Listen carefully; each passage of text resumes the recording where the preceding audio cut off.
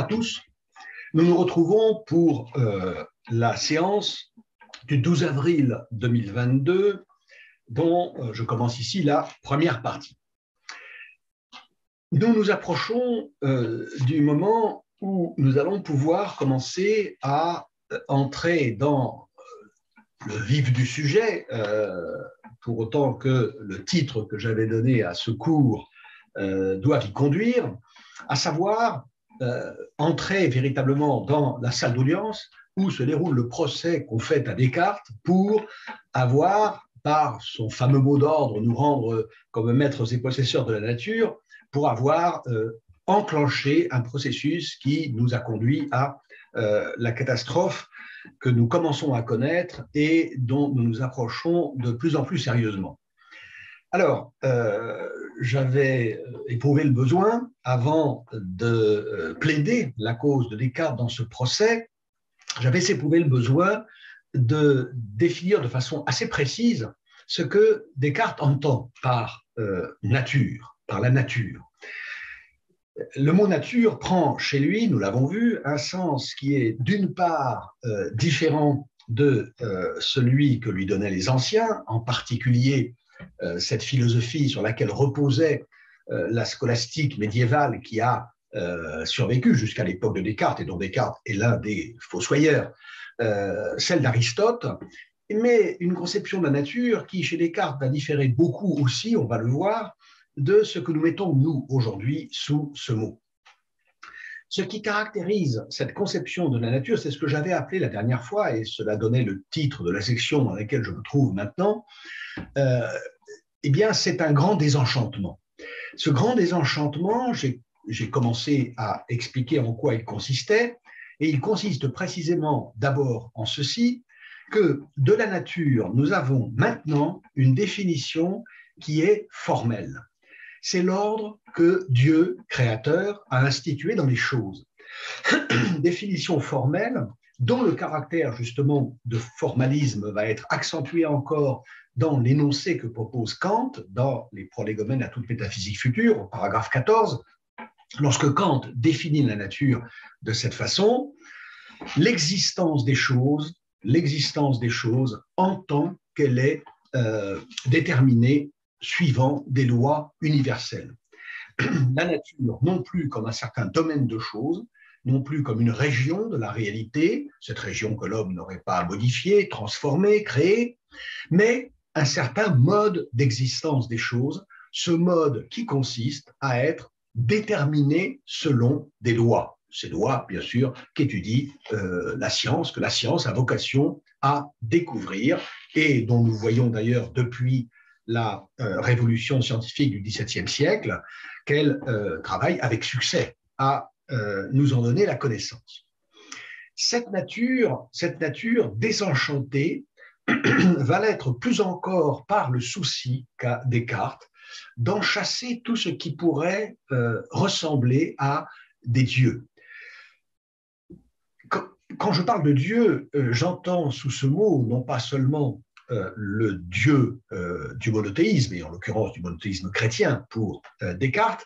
Si je l'ai mis au pluriel, c'est parce qu'il s'agit ici, dans ce terme de Dieu, avec un X, tout ce qui s'apparente à des divinités, de quelque ordre qu'elles soient, qui pourraient résider, habiter dans la nature et lui conférer une certaine orientation, lui conférer une certaine façon d'exercer sa puissance, façon qui renverrait à des volontés, à des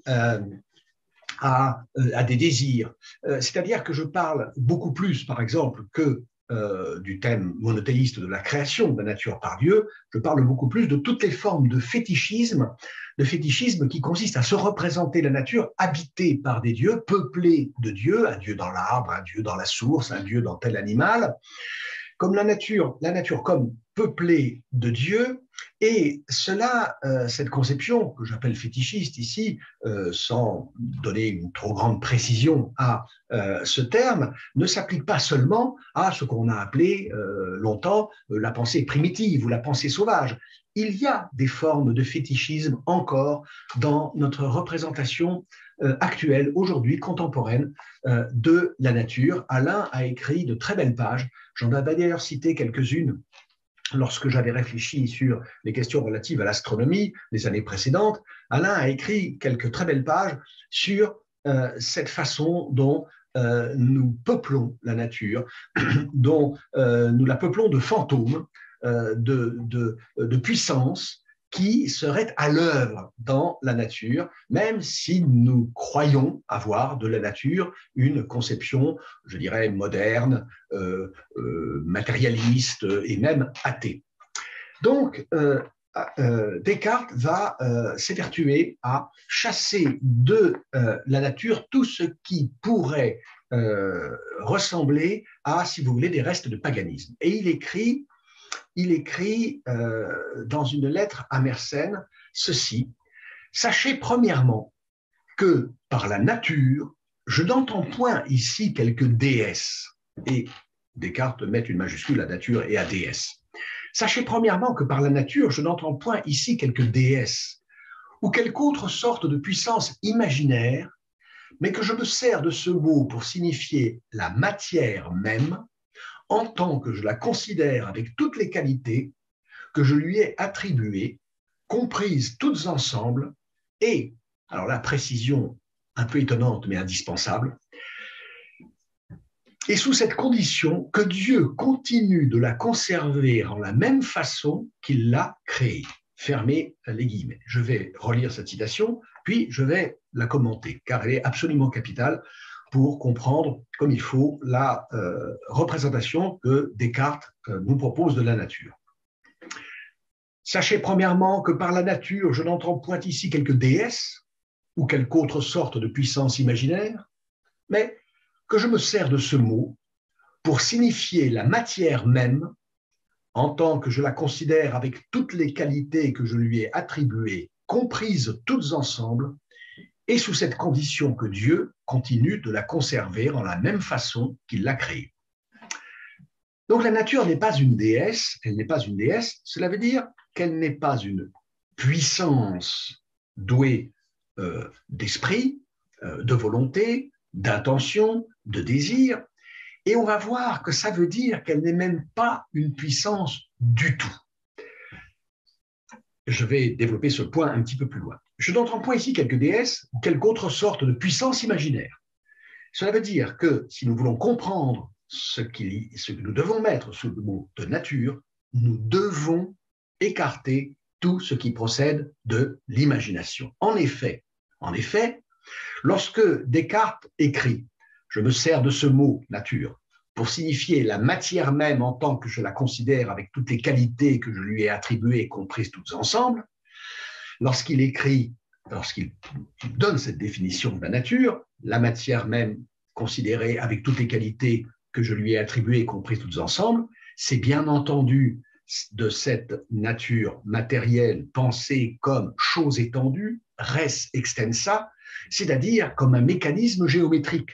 C'est ça la nature, un mécanisme géométrique réglé selon les lois qui sont celles qui conviennent à des phénomènes qui se réduisent, qui se ramènent complètement à des mouvements, à des pressions et à des chocs de parties d'une matière entièrement divisible à l'infini, matière qui n'est rien d'autre que de la géométrie. Et, je l'avais expliqué la dernière fois, de la géométrie, bien sûr, pas au sens du mathématicien, puisque pour le mathématicien, une entité géométrique, une figure géométrique, par exemple un triangle, un carré, une ligne, un point, etc., n'ont aucune réalité matérielle, ils n'ont aucune substantialité, aucune consistance matérielle. Eh bien, disons que la matière de Descartes, qui est une matière, si vous voulez, abstraite, c'est de la géométrie incarnée, c'est de la géométrie matérialisée. Cette matière, c'est de la matière majuscule, d'ailleurs Descartes met une majuscule au mot matière, c'est une matière dont il n'y a pas à imaginer d'autres propriétés que les propriétés que la géométrie permet de rendre intelligibles. Donc cette matière même, c'est la matière du mécanisme, considéré avec toutes les qualités que je lui ai attribuées, qualités qui, je le répète, se réduisent toutes, se ramènent toutes à ce qui est intelligible dans l'ordre de la géométrie, pour le géomètre, au point de vue du géomètre.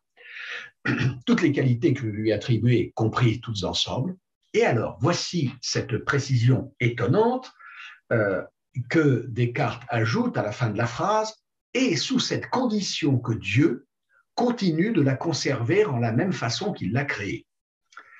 On pourrait, mais ce serait, je vous le dis tout de suite, un contresens, on pourrait entendre dans cette référence au Dieu créateur, et même à un Dieu qui continue de conserver la nature après qu'il l'a créée, on pourrait entendre une espèce de concession à ce qui est évidemment la représentation dominante de l'époque de Descartes, à savoir un monde créé par Dieu, comme il est écrit dans les textes sacrés, notamment les textes sacrés du christianisme, la Bible, et notamment le texte de la Genèse.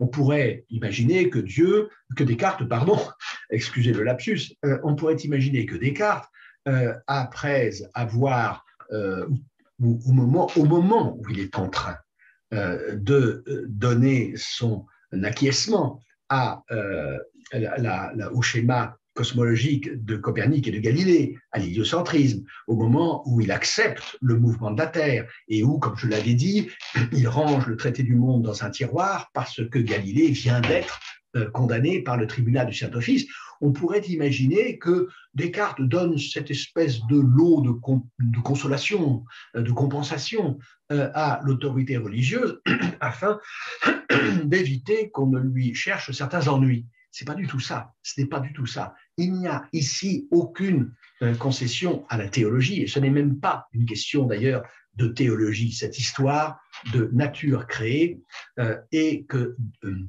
à la conservation de laquelle Descartes continue de contribuer. Il est significatif que le Dieu cartésien ne puisse se contenter de créer la nature une bonne fois pour toutes et qu'il la laisse ensuite aller selon les lois qu'il y a instituées, comme il le dit lui-même, ainsi qu'un roi, un monarque en son royaume. Il est significatif que cette nature ait besoin d'être conservée par Dieu après l'acte créateur. Conserver, cela veut dire que Dieu, dans la conception que se fait Descartes du rapport entre le créateur et la nature, Dieu crée, ou plutôt recrée la nature à chaque instant. La nature fait l'objet à chaque instant du temps d'un acte créateur renouvelé de la part de Dieu. C'est assez étrange. On pourrait se dire qu'il y a là un Dieu qui est bien occupé, qui doit être bien fatigué d'avoir à chaque instant à refaire l'œuvre de la création. Qu'est-ce que cela signifie?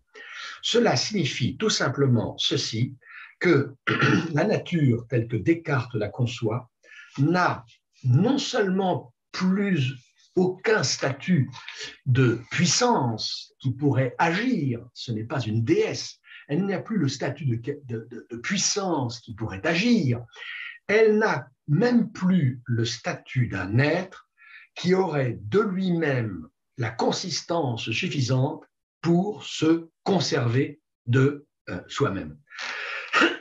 Et ça pour nous, c'est quelque chose d'assez étonnant. Pourquoi? Parce que, précisément, l'un des aspects sous lesquels, l'une des dimensions dans lesquelles nous nous représentons cette chose que nous appelons la nature, c'est précisément l'aspect de la puissance. Nous regardons la nature comme une puissance immense, prodigieuse, à la fois prodigue et donc source pour nous d'admiration, d'attente, d'espérance, et en même temps menaçante, bien sûr, car cette puissance, nous le savons, est une puissance qui n'est pas seulement productrice ou créatrice d'effets et d'effets avantageux, mais qui est aussi une puissance destructrice. Eh bien, c'est ça, cette puissance, cette idée d'une puissance productrice, aussi bien que destructrice, que Descartes se refuse à mettre derrière l'idée de nature pour ne plus conserver que cette représentation d'un ordre légal institué. Alors bien sûr, la nature, c'est la matière, et cela d'ailleurs cette précision a une importance, je vais y revenir très vite, c'est la matière, mais c'est une matière qui n'a pas en elle-même de consistance intrinsèque et encore moins de puissance de produire quelque effet que ce soit. Quand je dis qu'il est important de remarquer que Descartes assimile ici la nature à la matière, cela signifie ceci, et qu'il faut garder à l'esprit toujours, c'est que cet ordre légal ne concerne que cette res extensa, cette chose étendue, cette matière physique qui fait l'objet de la science qu'on appelle physique, c'est-à-dire du tronc de l'arbre de la philosophie, tel que je l'avais dessiné au tableau pour ceux qui étaient là en présentiel et que vous pouvez trouver sur le blog pour les autres.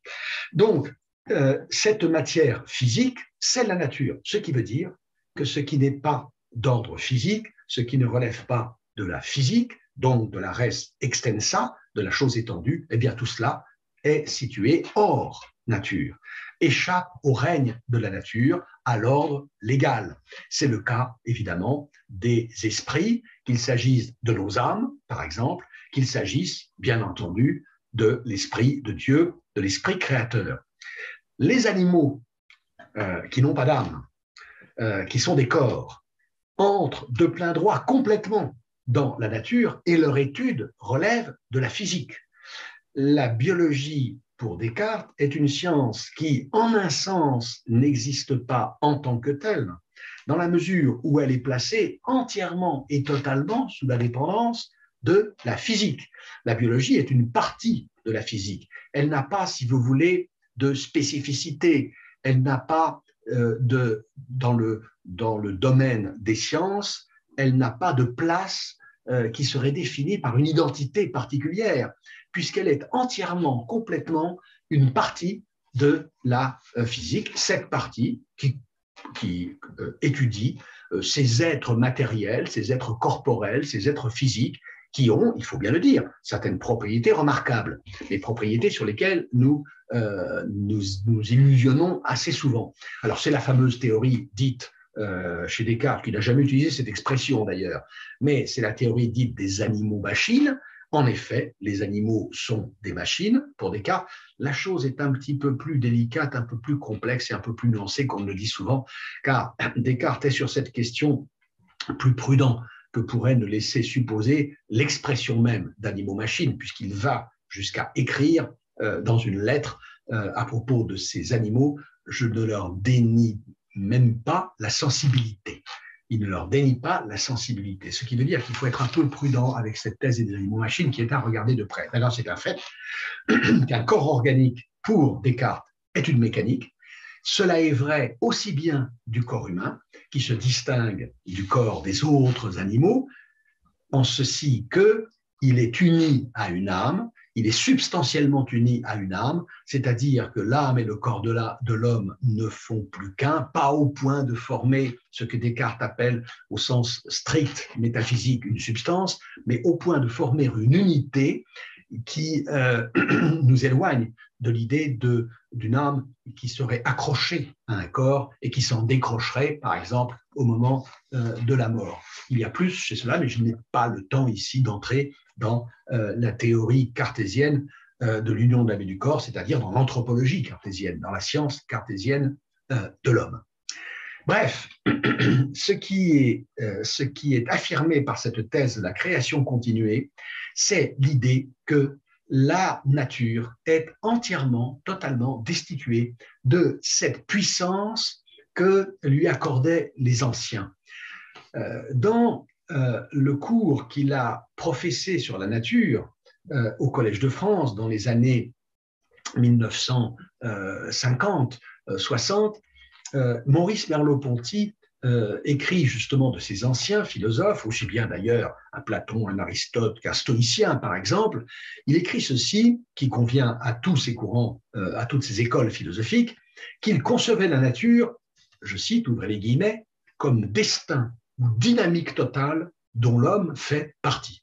La nature, un destin ou une dynamique totale dont l'homme fait partie. Cette façon de parler de la nature convient très bien pour des penseurs, par exemple, comme Aristote, et plus encore, bien entendu, pour ce courant qu'on appelle le stoïcisme dans l'Antiquité. Alors, la nature conçue comme destin ou dynamique totale dont l'homme fait partie. L'homme, produit de la nature, l'homme, réalité naturelle, emporté dans le grand mouvement de la nature, est appelé à y trouver sa place, à y connaître sa place d'abord, et à y tenir le rôle. Ça, ce concept de rôle est un concept très important, par exemple, du stoïcisme, à y tenir le rôle, voire à y accomplir la mission qui est la sienne. Eh bien, naturellement, ici, pour Descartes, il ne peut pas en aller ainsi. La nature n'est pas cet être dont nous faisons partie et qui nous emporte dans son mouvement et au sein duquel nous devons trouver notre place, ou du moins elle n'est pas d'abord ceci, elle est d'abord cette réalité matérielle, physique, géométrique, face à laquelle nous nous trouvons et dont nous pouvons prendre connaissance parce que la science nous livre la compréhension de ses lois et que cette nature est ce dont nous pouvons par conséquent prendre jusqu'à un certain point les rênes pour la diriger dans le sens qui nous est avantageux. Là, nous avons évidemment une rupture considérable, une rupture quasiment totale avec la conception de l'Antiquité. Pour revenir sur ce rapport de la nature à Dieu, au Créateur, et pour revenir à cette thèse de la création continuée, je voudrais ici citer une formule célèbre, une phrase célèbre de Blaise Pascal dans les Pensées. Pascal écrit ceci à propos de la façon dont Descartes parle de Dieu et du Dieu créateur. Ouvrez les guillemets. Je ne puis pardonner à Descartes. Il voudrait bien, dans toute sa philosophie, se pouvoir passer de Dieu. Mais il n'a pu s'empêcher de lui donner une chiquenaude pour mettre le monde en mouvement. Après cela, il n'a plus que faire de Dieu. Je répète, je ne puis pardonner à Descartes. Il voudrait bien, dans toute sa philosophie, se pouvoir passer de Dieu, mais il n'a pu s'empêcher de lui donner une chiquenaude pour mettre le monde en mouvement. Après cela, il n'a plus que faire de Dieu. Pascal, ici, se trompe un peu. Pascal est un peu injuste, car nous venons de voir justement que Descartes ne se contente pas, de donner, le Dieu de Descartes ne se contente pas de donner une petite chiquenaude, une pichenette initiale pour lancer le monde, après quoi il regarde ailleurs et ne s'occupe plus de ce qui s'y passe, puisqu'il crée le monde, il recrée le monde à chaque instant. Donc, ce que dit Pascal n'est pas à la lettre tout à fait juste. Quand il dit « après cela, il n'a plus que faire de Dieu ». Mais il ne se trompe peut-être pas complètement quand il dit de Descartes qu'il voudrait bien, dans toute sa philosophie, se pouvoir passer de Dieu. Parce que il est permis de penser que cette expulsion complète de Dieu hors de la nature, qui d'ailleurs est très conforme et très fidèle à une inspiration fondamentale qui est déjà dans le judaïsme d'ailleurs. Lévinas a écrit là-dessus des pages intéressantes. Cette expulsion complète de Dieu de la nature elle-même, c'est peut-être une prémisse, un avant-goût de son expulsion définitive, complète. C'est-à-dire que si en tant que nous nous intéressons à la nature, nous n'avons plus besoin d'y intégrer quoi que ce soit de divin, si nous n'avons plus besoin de la penser en tant que nous l'étudions, telle qu'elle fonctionne, telle qu'elle est, comme créée par Dieu, comme gouvernée par Dieu, sur le mode de la providence, eh bien, après tout, c'est peut-être que nous pouvons nous passer complètement de Dieu et oublier même ce qu'il en est de l'origine ultime de la nature, de la raison d'être de la nature dans son ensemble, dans sa totalité, à savoir une création divine. Voilà ce que peut-être Pascal voit que Descartes est en train de nous préparer pour Dieu un enterrement de première classe. Alors, bien sûr, il est impossible, dit Descartes, ça il est très clair sur cette question, d'affirmer que la nature dans son ensemble et le déroulement de ce qui s'y passe n'obéit pas à des intentions divines. Que la nature fasse l'objet de la part de son créateur d'un gouvernement de type providentiel, c'est-à-dire d'un gouvernement dans lequel Dieu tient les rênes de tout et a décidé une fois pour toutes, par exemple, de ce qui devait s'y dérouler, de ce qui devait y arriver, ce qui sera, par exemple, la façon de voir de Leibniz. Ça, c'est possible, dit Descartes, mais nous ne pouvons en aucun cas le savoir. Nous pouvons savoir ce qu'il en est de l'ordre que Dieu a mis dans la nature, à savoir les lois. La science nous en ouvre la connaissance, mais d'une providence qui serait à l'œuvre dans les détails du cours du monde, ça, nous ne pouvons absolument rien connaître. Alors, comme je l'ai dit, cette représentation cartésienne de la nature s'écarte, on va dire, immensément de celle qu'on trouve chez les anciens, et elle s'écarte, ajoutons-le aussi, tout autant de ce que nous avons pris l'habitude, nous contemporains, de mettre sous le mot de nature. Aujourd'hui, pour nous, qui sommes pourtant les enfants de cette modernité scientifique galiléenne, cartésienne de la révolution du XVIIe siècle, pour nous qui héritons de cette modernité inaugurée par Descartes et ses contemporains, eh bien, la nature n'est aucunement cette réduction à une structure formelle de lois nécessaires.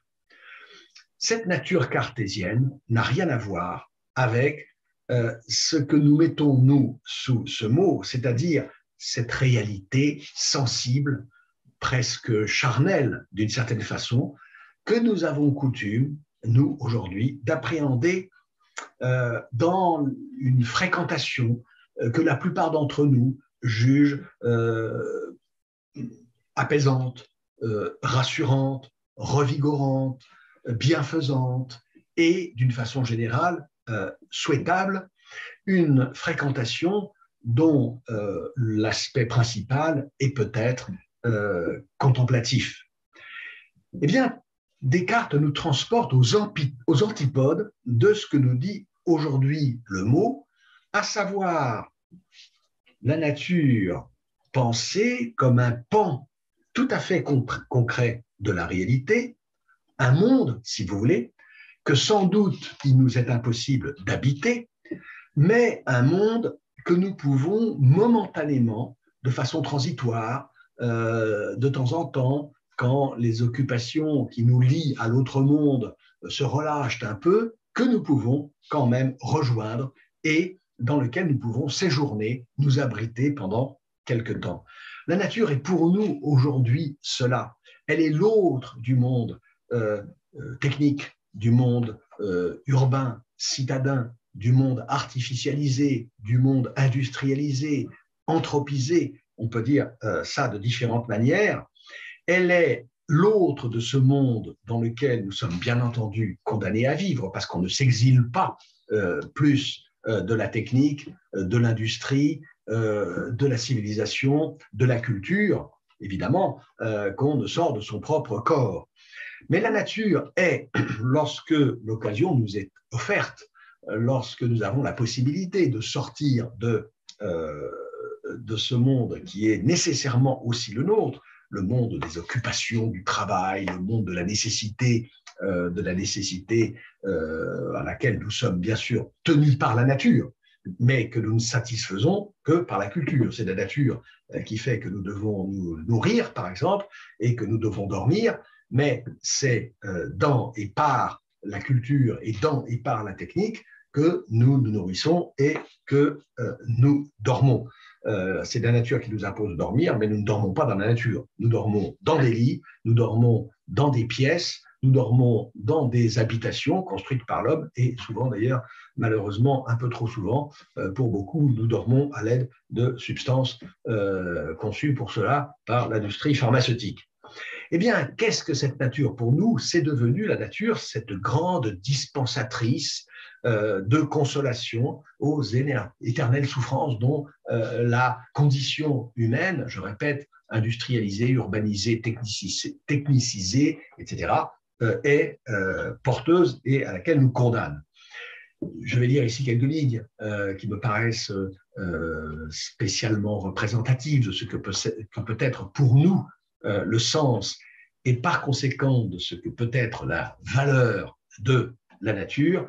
Je vais lire quelques lignes de ce poème superbe qui se trouve dans les Contemplations de Hugo, intitulé « À Villequier », dans lequel Hugo médite sur le deuil de sa fille Léopoldine, morte, comme vous le savez sans doute, à Villequier même, sur la Seine, noyée avec son mari. Alors, voici ce qu'écrit Hugo. Ce sont les premiers vers de ce très long poème, de ce splendide, de cet immense poème de la littérature française qu'est À Villequier, donc dans les Contemplations. Maintenant que Paris, ses pavés et ses marbres, et sa brume et ses toits sont bien loin de mes yeux, maintenant que je suis sous la cime des arbres et que je puis songer à la beauté des cieux, maintenant que du deuil qui m'a fait l'âme obscure, je sors pâle et vainqueur, et que je sens la paix de la grande nature qui m'entre dans le cœur, maintenant que je puis assis au bord des ondes, ému par ce superbe et tranquille horizon, examiner en moi les vérités profondes et regarder les fleurs qui sont dans le gazon. Maintenant, ô mon Dieu, que j'ai ce calme sombre de pouvoir désormais voir de mes yeux la terre, où je sais que dans l'ombre elle dort pour jamais. Maintenant qu'attendri par ces divins spectacles, plaines, forêts, rochers, vallons, fleuves argentés, voyant ma petitesse et voyant vos miracles, je reprends ma raison devant l'immensité, etc., car la phrase, évidemment, ne s'arrête pas ici. Et peut-être ferais-je mieux, d'ailleurs, de lire ce poème jusqu'à la fin que de continuer de débiter ma prose. Mais bon, voilà ce qu'est aujourd'hui, évidemment, dans une langue sublimée, celle de Hugo, voilà ce qu'est plus ou moins notre rapport, notre relation à la nature et notre idée de la nature. C'est un fait, c'est comme ça, nous pensons désormais l'idée de nature dans cette opposition du sauvage au civilisé, du brut au domestiqué, de l'originaire au transformé, du pur au pollué, voire du sain au toxique. La nature comme principe de santé, la vie civilisée, la vie technicisée, la vie industrialisée comme source de toxicité, et de toxicité non seulement pour le corps, mais de toxicité aussi pour l'esprit. Et donc la nature, voilà comment nous la pensons. Nous la pensons dans l'opposition à deux territoires entre lesquels nous circulons, espérant trouver dans l'un un remède, une consolation, un baume pour les souffrances ou les frustrations que nous inflige l'autre. Si vous voulez, un réconfort à nos déceptions et une compensation de certaines de nos frustrations. Comme je l'ai dit, on ne s'expatrie pas du monde humain, on ne s'exile pas de la culture, de la technique, mais on peut s'en évader, s'en échapper de temps en temps pour jouir dans la nature de ce dont nous prive ce monde que nous habitons effectivement le plus souvent. Et nous aimons la nature et nous aimons surtout cette circulation. Comme Alain disait dans un propos, j'ai ici la référence, le propos du 10 avril 1923, ça se trouve dans les propos sur le bonheur. C'est le propos 90, des propos sur le bonheur, qui est le volume de propos le plus connu, le plus célèbre, le plus souvent lu d'Alain. Il disait « Ce qui plaît surtout aux citadins dans la campagne, c'est qu'il y va. Ce qui plaît surtout aux citadins dans la campagne, c'est qu'il y va.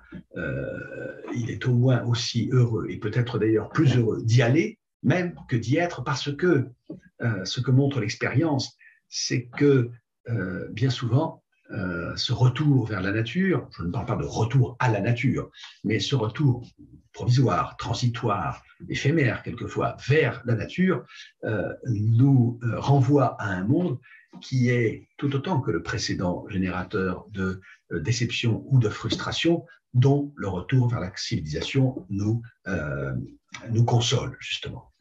Voilà, alors j'en ai maintenant terminé avec l'exposition de cette conception de la nature chez Descartes, et dans le moment qui va venir, je vais entrer alors là directement dans le procès qu'on fait à Descartes, et je vais entrer dans la salle d'audience après avoir endossé la robe de l'avocat, c'est-à-dire que je plaiderai la cause de ce malheureux Descartes dans l'accusation qu'on lui fait d'être le grand responsable de notre situation écologique actuelle pour avoir parlé de rendre l'homme comme maître et possesseur de la nature. Voilà, je vous donne rendez-vous donc pour la moitié suivante de cette séance du 12 avril 2022.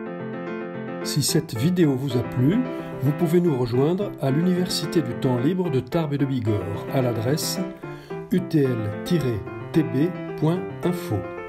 Vous pouvez aussi nous encourager en cliquant sur le pouce vers le haut. Les commentaires de soutien sont également les bienvenus. Et n'oubliez pas, si ce n'est déjà fait, de vous abonner. Merci et à bientôt.